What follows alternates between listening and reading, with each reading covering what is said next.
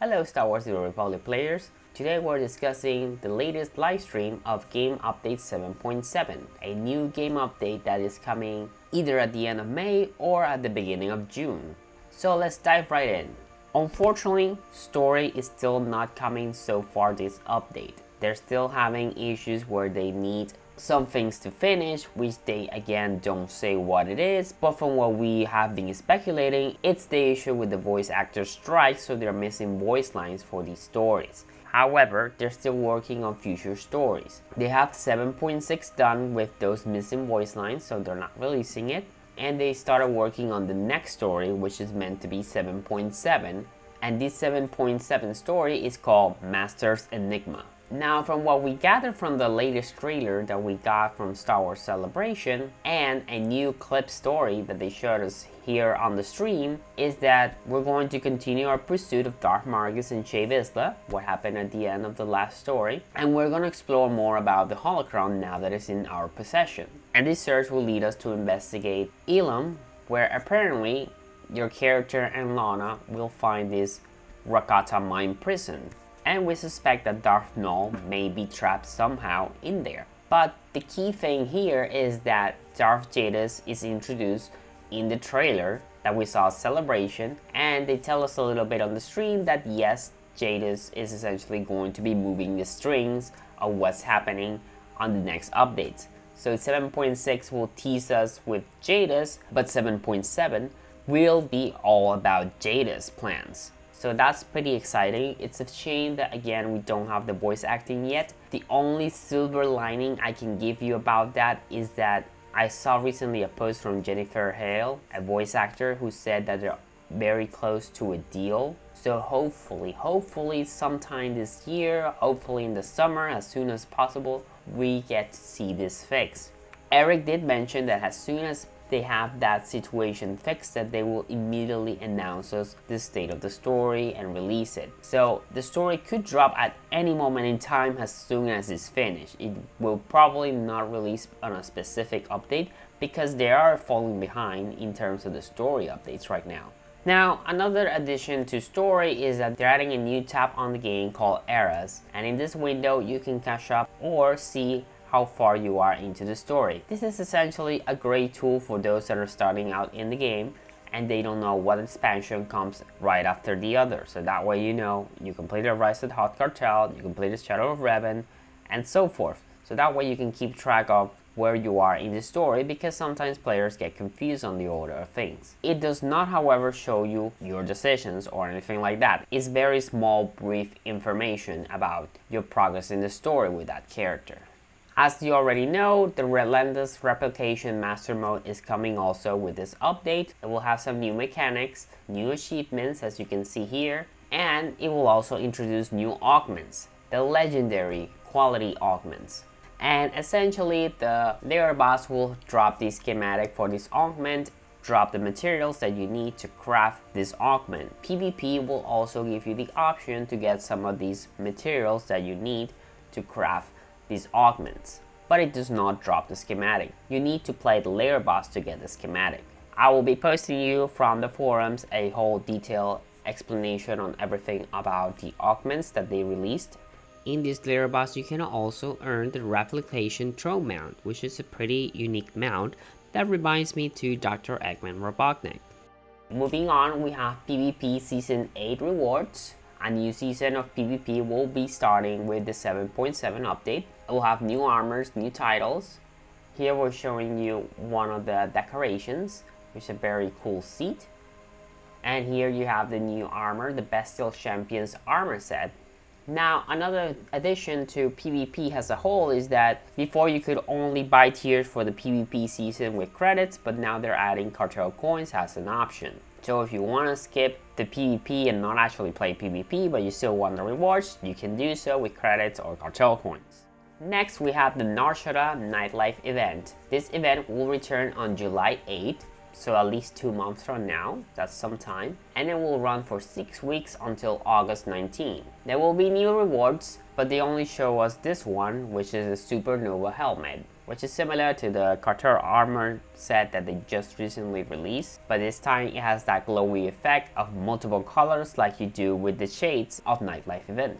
There will be multiple new items as well. As you can see here on this table, they're giving you what can drop on these specific machines. So if we really want these specific things, we're gonna have to grind these specific machines when the time comes. But they will say they'll probably do a blog with how everything looks later on as we're closer to the event, as it's still 2 months away from now. Meanwhile, with this new update, they're bringing new dynamic encounters. These are new mini live missions that are happening on planets. So you're like walking around the planet and suddenly there's a war between NPCs, the Republic is attacking the Empire base. Those are live missions that have a limited time. Currently we only have it for Hoth and Tatooine, but with this new update they're releasing it on a bunch of new planets. These include Titan, Korriban, Hutta, Augment, Coruscant, Dromund Kaas, and Ilum. Essentially all the starting planets will now have dynamic encounters and the capital cities as well. You can currently try these dynamic encounters on the public test server. It is currently down because they're doing an update, but it will be available again tomorrow for you to try out the public test server and try out all these encounters.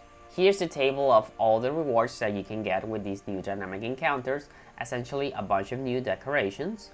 And as I mentioned, there is achievements, and these achievements will reward you with the special mounts for all of the starter planets. And in these mounts you can carry your pet on top in the middle, as you can see here.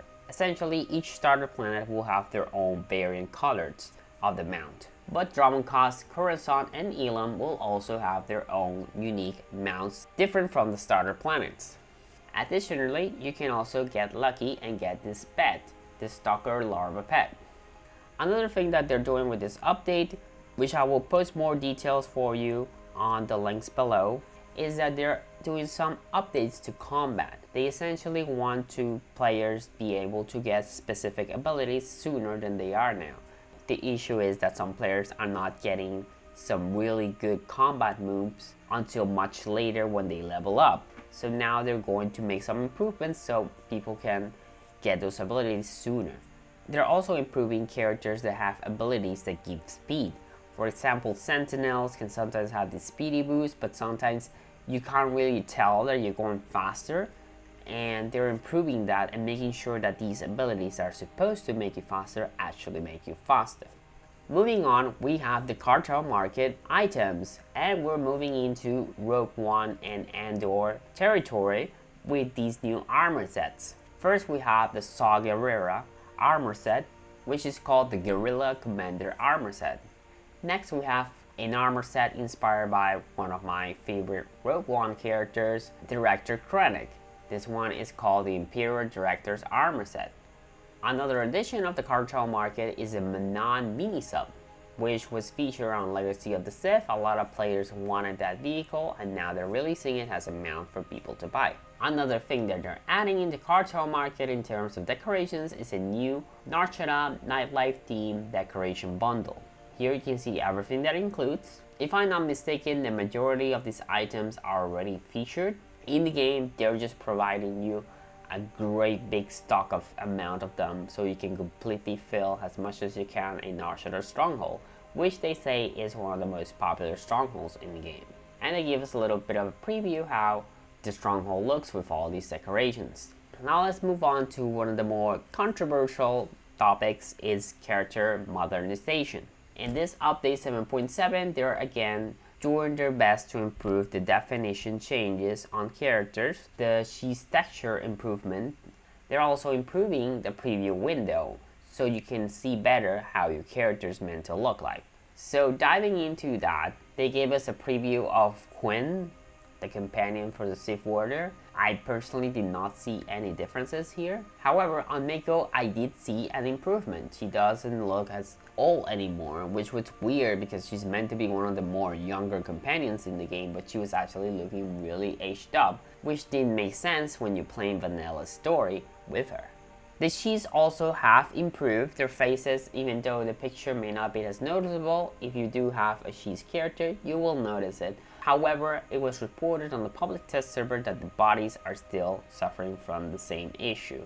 But maybe in tomorrow's update to the public test server, they fix this. So here's a preview of the changes to the window. As you can see here, you can actually see how shiny your character is going to look with a metallic dye, whereas before you see this flat black.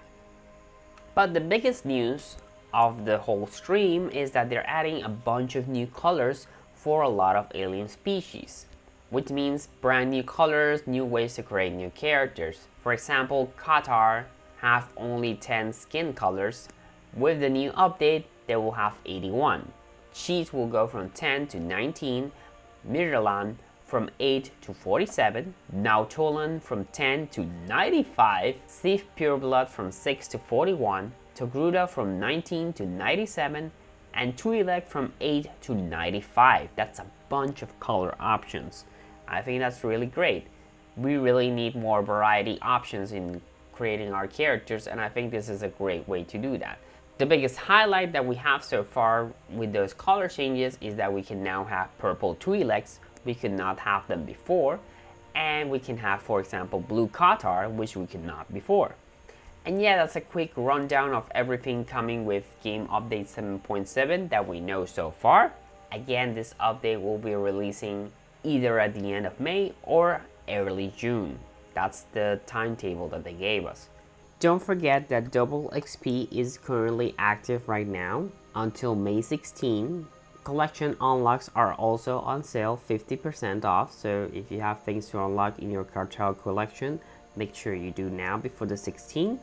And there's also a sale on inspired by items, meaning items inspired by the latest Star Wars shows are on sale right now in the Cartel market until the 16th. There's also currently a Trish drop active if you watch a stream for 1 hour of the Old Republic. It is this decoration of Drummond Koss, a poster, and when the 7.7 update drops, there will be a new Trish drop, which is this Umbaran Holo Rancor, essentially the iconic Holo Rancor mount that you can get in the game, but now in purple.